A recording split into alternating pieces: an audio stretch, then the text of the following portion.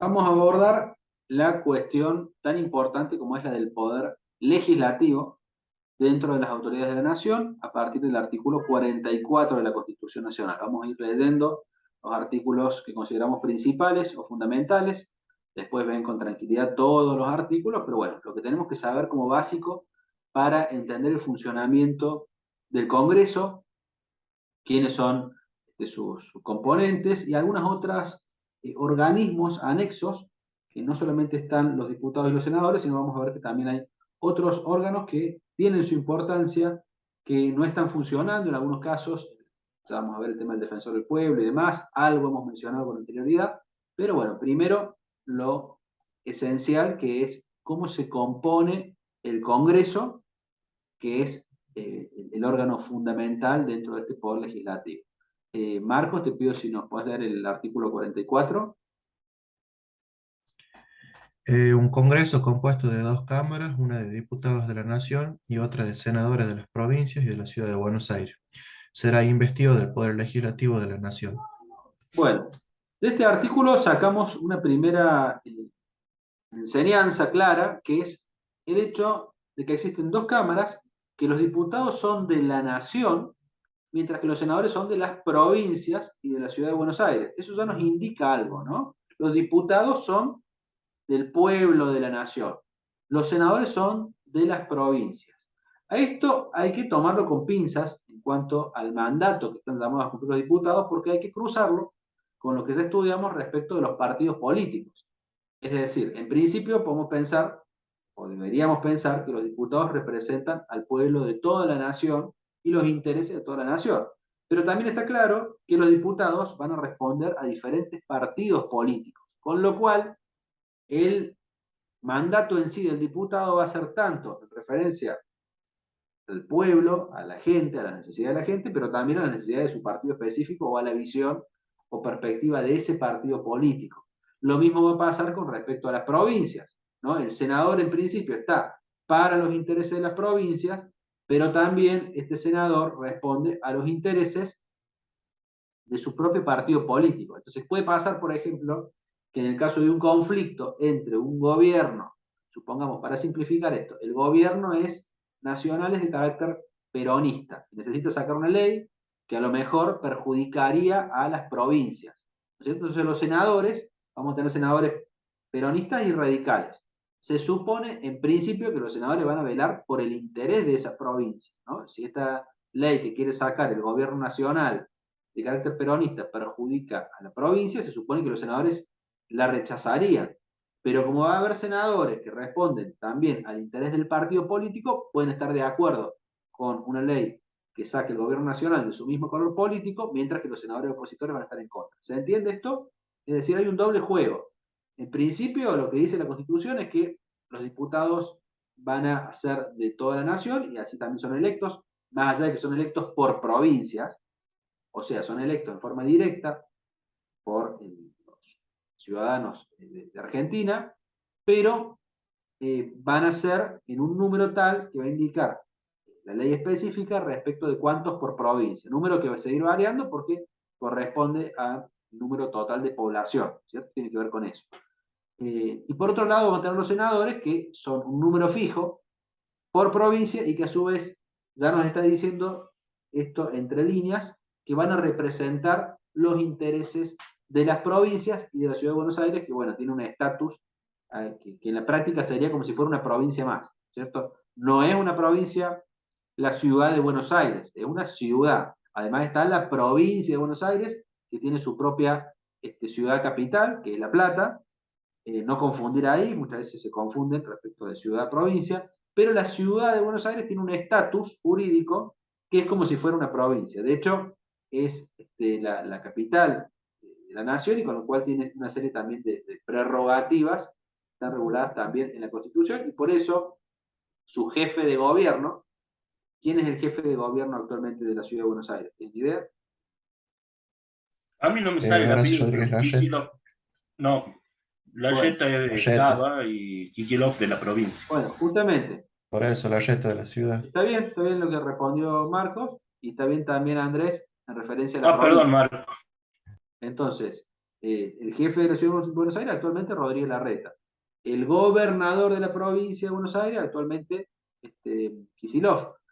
Ahora, si ustedes lo ven, no es una ciudad más la Ciudad de Buenos Aires. Por eso, quien es jefe de gobierno tiene una relevancia equivalente a si fuera gobernador o aún más, porque es la ciudad capital. O sea, ahí están puestos muchas veces los ojos respecto de futuras candidaturas nacionales y demás. Bueno, ahora vamos, sabemos que hay dos cámaras en el órgano principal del Congreso, que es el Congreso, y ahora vamos a ver cómo se componen, ¿no? Es un caso fundamental. En esto la Constitución es muy didáctica, nos va guiando claramente. El artículo 45 especifica la composición. Vamos, Andrés, con el artículo 45.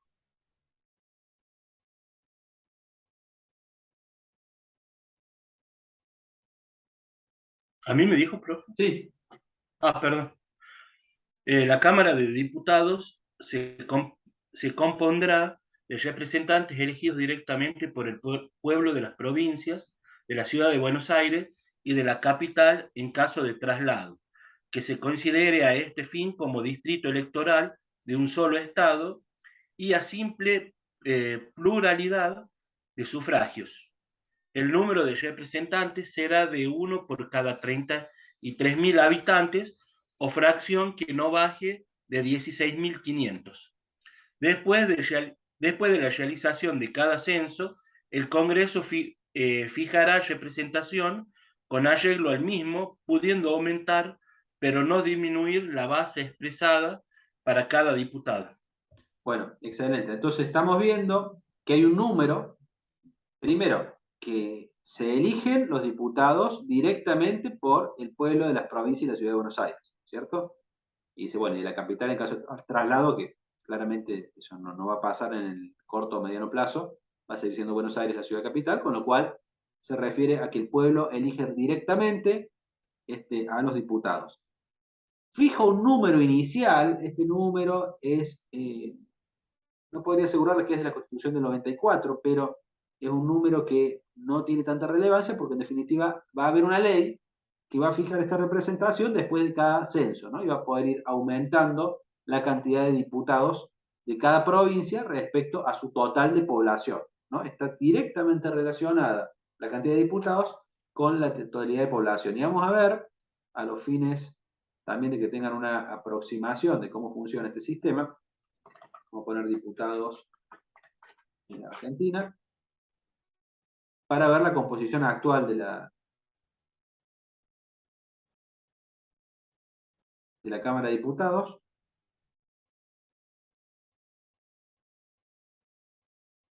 Fíjense que la Constitución nos da un número,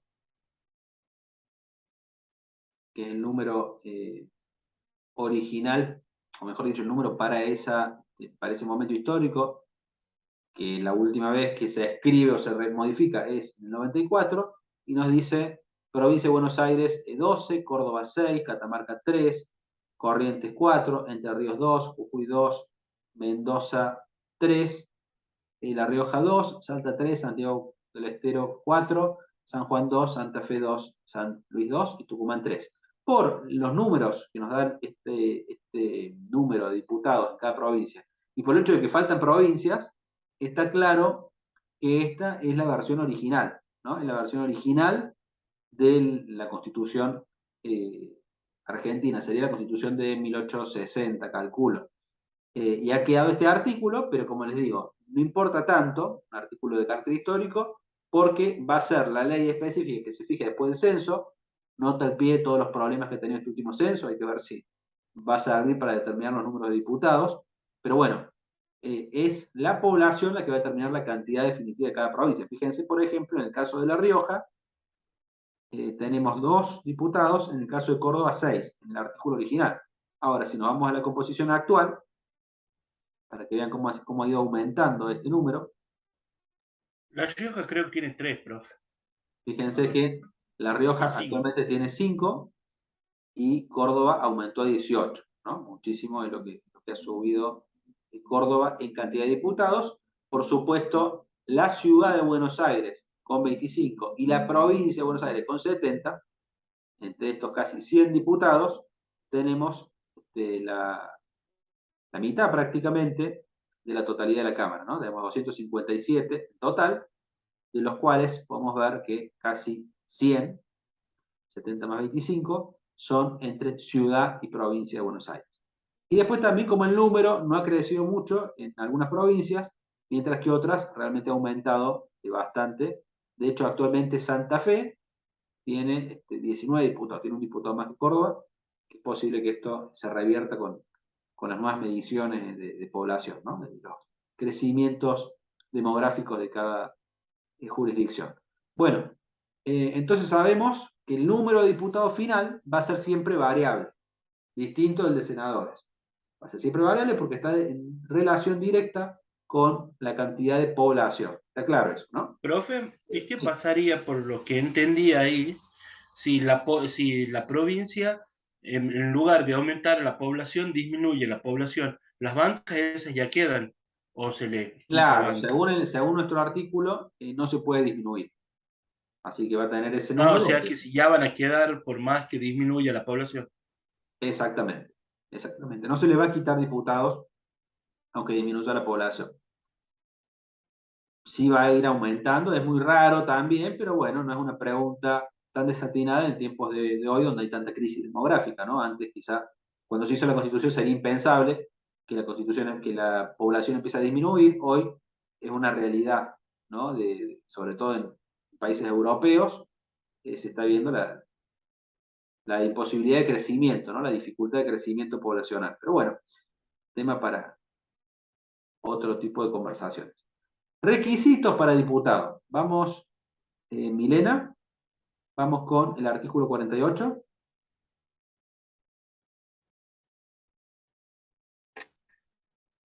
Artículo 48. Para ser diputado se requiere haber cumplido la edad de 25 años, tener 4 años de ciudadanía en ejercicio y ser natural de la provincia que lo elija, o con 2 años de residencia inmediata en ella. Bueno, muy bien. ¿Cuántos años tenés, Milena? 20. 20. Bueno, te faltan 5. Andrés, No, yo ya estoy. ¿cuánto? Yo, 38. Bueno, ahí está. Andrés se puede presentar perfectamente para ser diputado porque el único requisito es haber cumplido 25 años y ser natural de la provincia que lo elija.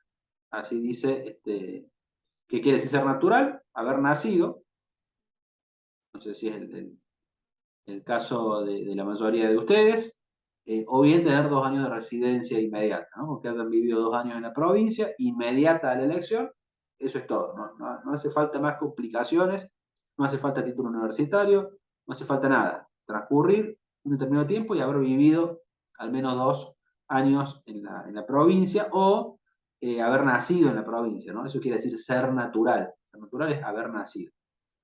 Eh, bueno, Y vemos que los obviamente lo más requisitos. difícil, ser votado. ¿Cómo? Y lo más difícil, ser votado. Y ser votado, por supuesto, que va a depender mucho, como sabemos, en nuestro sistema constitucional, de nuestro sistema de partidos políticos. Nadie se puede presentar si no lo hace a través del sistema de partidos políticos, cosa que ya estudiamos y que es complementaria a todo esto que estamos viendo del sistema constitucional. Bueno, los requisitos no requieren mayor dificultad. Vamos al artículo 50. ¿Cuánto duran los diputados en el cargo? Marcos. Los diputados durarán en su representación por 4 años y son reelegibles, pero la sala se renovará por mitad cada bienio, a cuyo efecto los nombrados para la primera legislatura, luego que se reúnan, sortearán los que deban salir en el primer periodo. Bueno, esto es bastante simple de entender, por ahí al leerlo se les hace lío, pero se los explico y si les queda duda me preguntan. Importante que les quede ya definitivo para futuro. Duran 4 años, ¿no? Ese es el mandato de un diputado. Pero no se renuevan todas las diputados, dijimos que eran 257 por ahí, no salen los 257 y vienen los nuevos. No, se hace por mitades. Primero sale la mitad del número total y luego se renueva la otra mitad. Entonces, para que se logre esa renovación parcial de la Cámara, lo hace a las elecciones cada 2 años. ¿Se entiende esto? Cada diputado va a durar 4 años, pero va a entrar con diputados que ya estén hace 2 años en esa Cámara, y seguramente a los 2 años de que él esté en la Cámara se van a ir algunos de esos diputados y van a entrar nuevos. Esa es la forma en la que está diseñado el funcionamiento de la Cámara de Diputados, con el objeto, entiendo, de que haya cierta continuidad, ¿no? Que no salgan todos y entren todos nuevos, sino que algunos, o sea, si la mitad que se queda ya está habituada con el funcionamiento de la Cámara y puede darle continuidad a algunos proyectos, tiene más sentido de darle cierta lógica de pertenencia o de sentido de pertenencia a la Cámara, a la cual se suman los nuevos miembros electos. ¿Se entiende esto de la renovación o lo volvemos a explicar? Bien. Por supuesto, en el primer periodo, o sea, cuando empieza, donde todavía entraron todos juntos, eso estamos hablando de un acto fundacional, digamos, el momento de la primera constitución o de la primera reunión del Congreso, no está claro cuáles van a ser los que duren 4 y cuáles van a ser los que duren 2. Entonces se procede a un sorteo para saber quiénes van a tener mandato corto, ¿no? Para que pueda generarse esa renovación por mitades. ¿Se entendió esto también? Es bastante obvio. Pero bueno, ese es el motivo por el cual la Cámara está variando su composición siempre cada 2 años, pero no en un 100%. Y también hace que no haya cambios tan bruscos.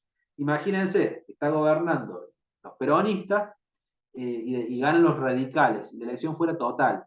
O sea, se renovara la totalidad de la Cámara. Entonces salen todos los peronistas, entran todos los radicales, y bueno, el Congreso sería como un cambio total de timón y de gestión, que podría complicar un poco la estabilidad que pretende lograr la Constitución. En cambio, así, supongamos que están gobernando los peronistas, después ganan los radicales, entonces van a entrar como máximo, suponiendo que los radicales ganan todo, la mitad de la Cámara va a pasar a ser radical. Y se van a ir, a lo mejor, la mitad de los que eran peronistas, y así va a ir intercalándose en función también de los resultados de las elecciones.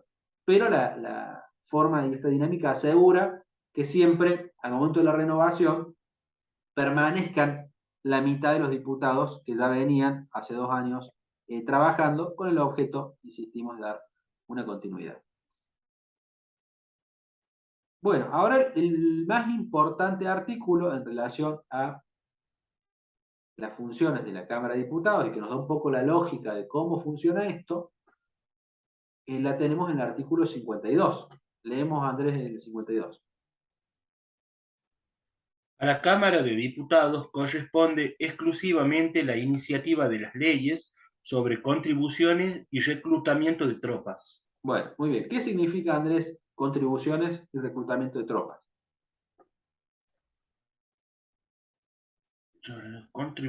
Reclutamiento de tropas sería el ejército.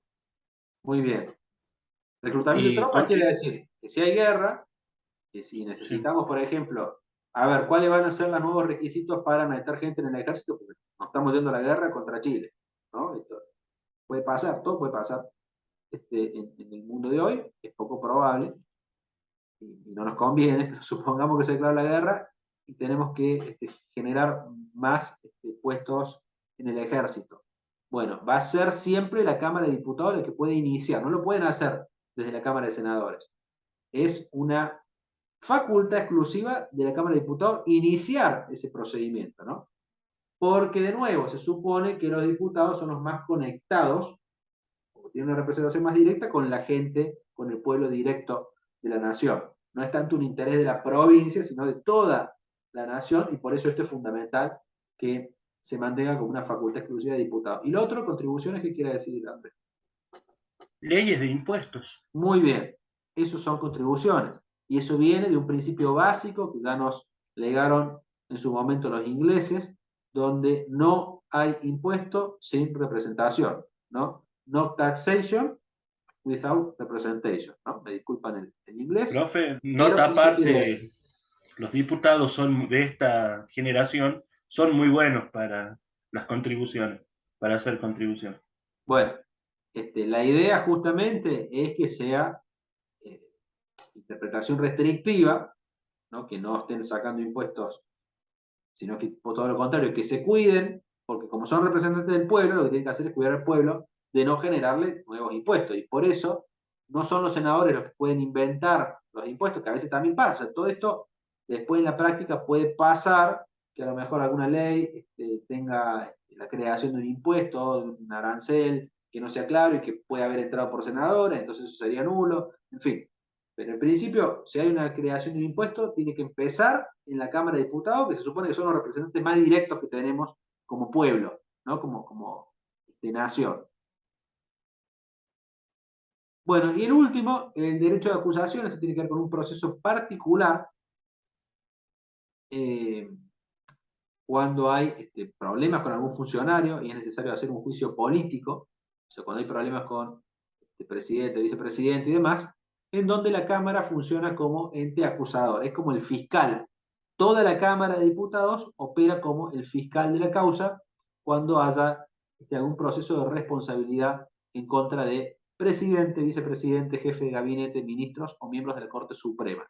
¿Sí? Es la Cámara de Diputados, cuando hay mal desempeño o delito en alguna de sus funciones, quien va a oficiar de acusador. ¿Sí? Va a decir, acá el presidente se mandó alguna, bueno, la Cámara de Diputados es la que va a acusar. ¿Ante quién? Ante el Senado. La Cámara de Senadores va a ser el juez de la causa. ¿Sí? Si hay un problema, repito, de mal desempeño o delito en ejercicio de la función.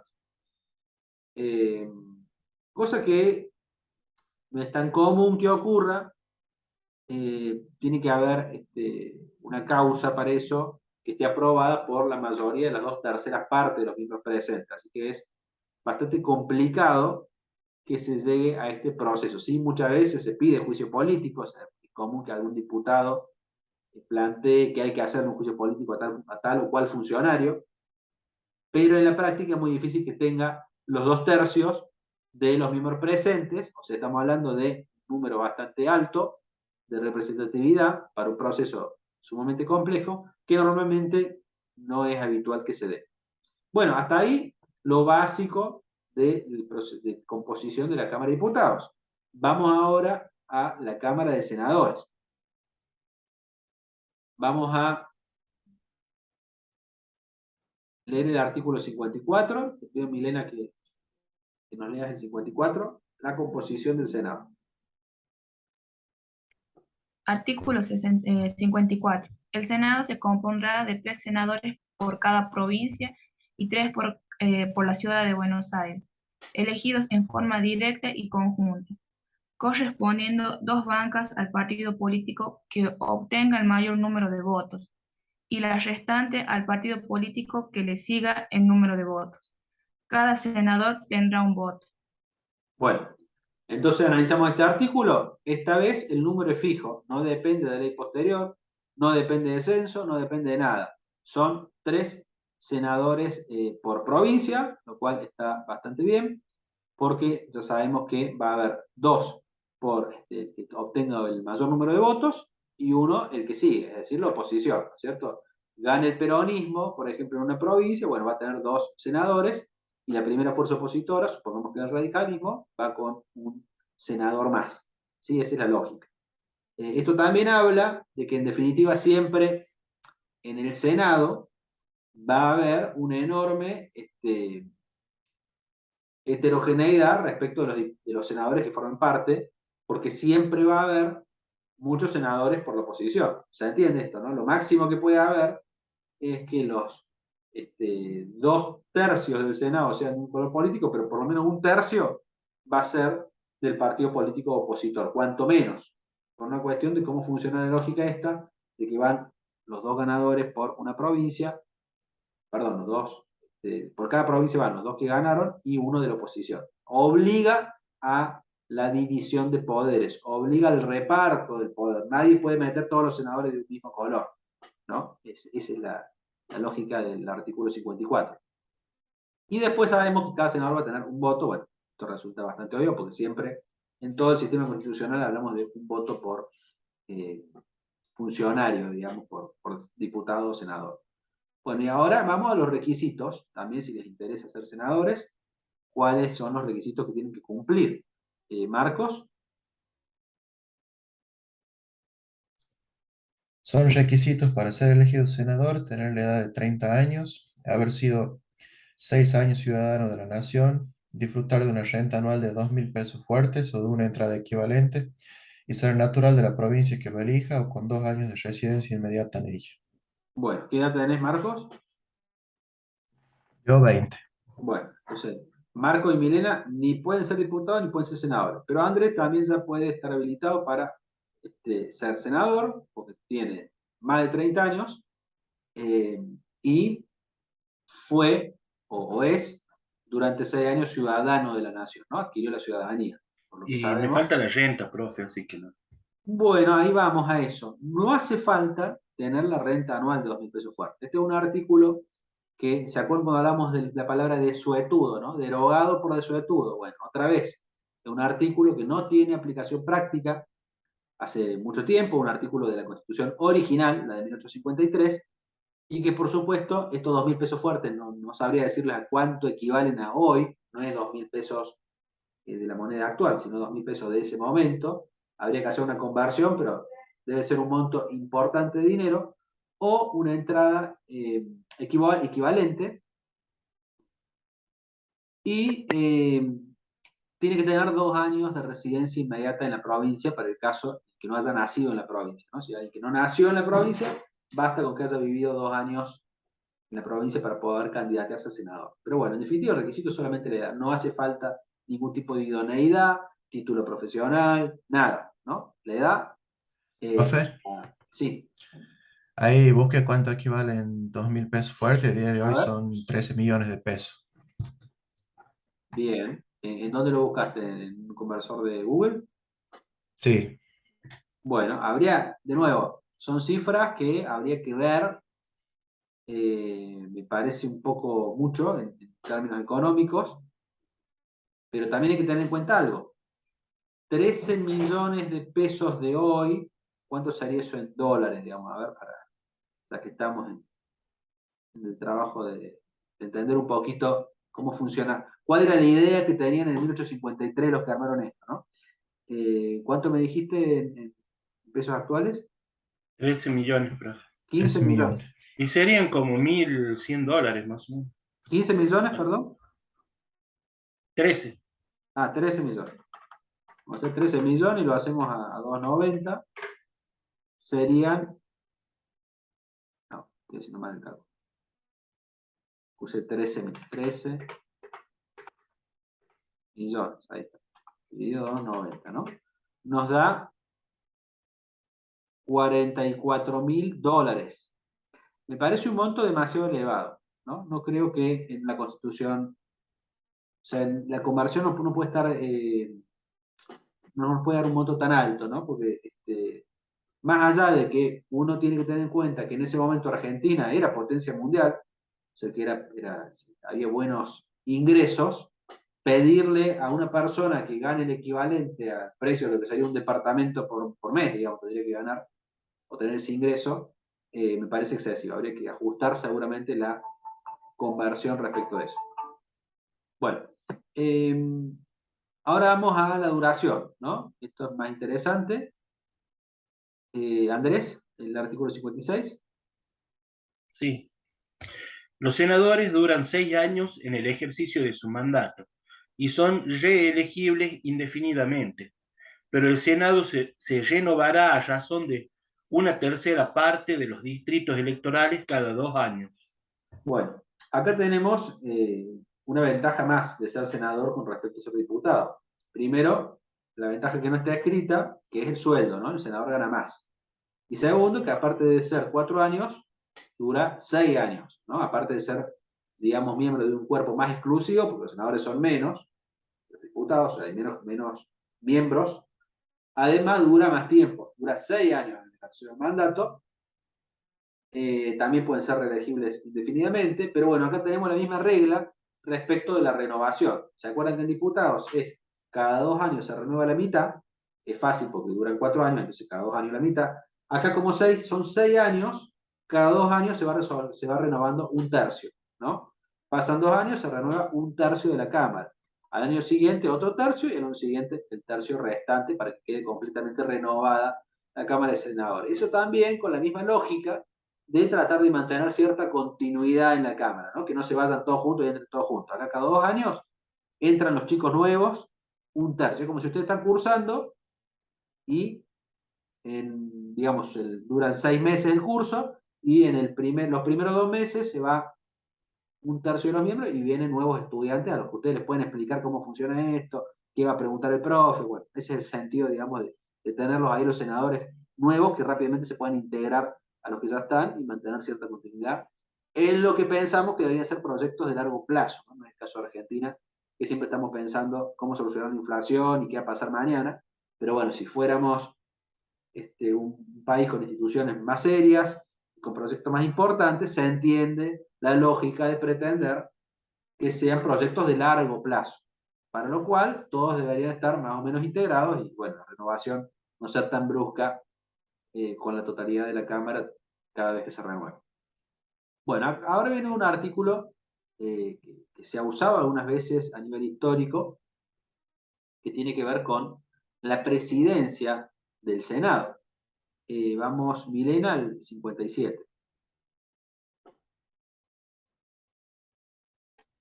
Artículo 57. El vicepresidente de la Nación será presidente del Senado, pero no tendrá voto sino en el caso de que haya empate en la votación.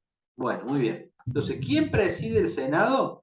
El vicepresidente. O sea, que está compuesto el Senado, o está presidido por una persona que no fue electa senadora, sino que fue electa vicepresidente.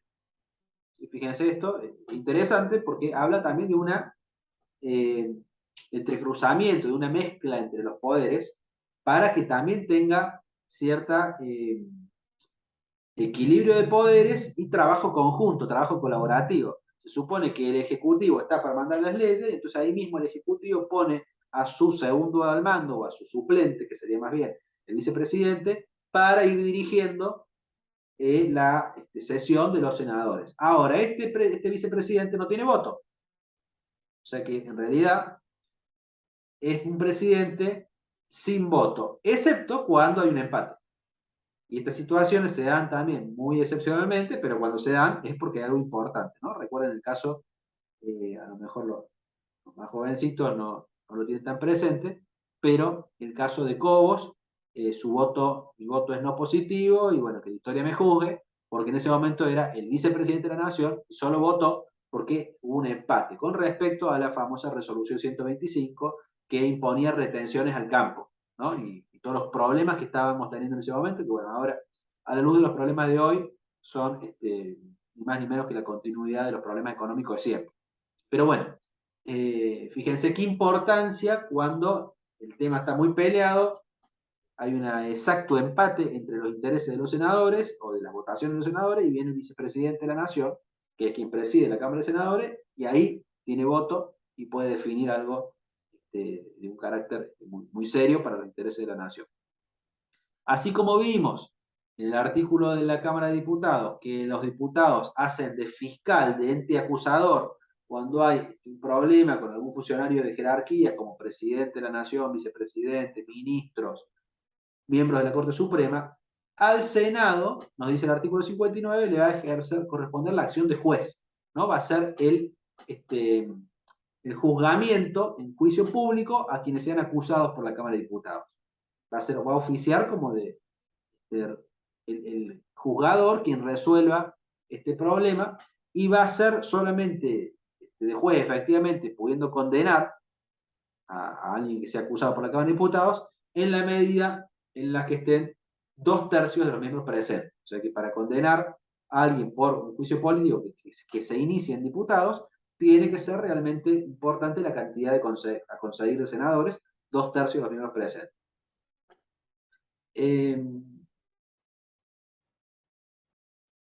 Bueno, no tiene, a diferencia de diputados, legislación de carácter exclusivo, o sea que la única legislación de carácter exclusivo está relacionada con los diputados, impuestos, sobre todo impuestos, ¿no? Lo más importante, por el reclutamiento de tropas ya es poco probable que se haga, ¿no? A futuro. siempre puede haber una guerra. De hecho, ahora hay una guerra mundial, o en ciernes, pero bueno, en principio, lo que nos importa y lo cotidiano es el tema de los impuestos. Vamos después a ver la formación de las leyes, el proceso de formación de las leyes, lo guardamos, les pido que lo lean a partir del capítulo 3, así ya están con todas las dudas, con toda la información, para hacer las preguntas pertinentes cuando veamos la segunda parte de esto, que es cómo se forman las leyes. Ya vimos quiénes componen el Poder Legislativo. Cortamos por hoy. Vamos a parar la grabación.